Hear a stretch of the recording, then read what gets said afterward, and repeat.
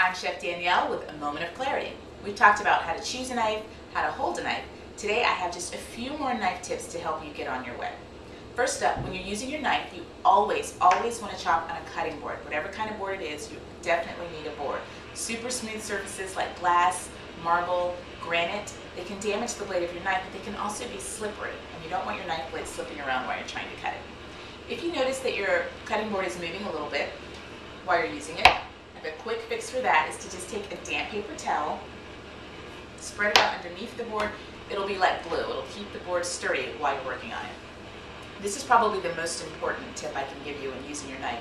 Never put your knife in a sink full of water. What happens is you put it in there and you forget about it, or someone else comes along. If there's suds, you're not going to be able to see it, and it's just very easy for someone to reach in and cut themselves, so be careful with that. A wise person once said, "A falling knife has no handle." What does that mean? It means that if your knife is falling and you reach for it, you're far more likely to grab the blade than the handle. So here's the standard operating procedure. If you see a knife starting to fall, you're going to resist the temptation to grab it. You're going to put your hands in the air, take one step back to protect your feet, and no one will get hurt.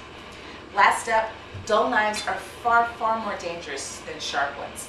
If you're not comfortable or familiar enough with a whetstone, which is what this is, to sharpen your knives at home, try one of your kitchen supply stores. Many of them will actually sharpen your knives relatively inexpensively while you shop. Safe chopping, and visit cookingclarified.com for more tips, tools, and techniques.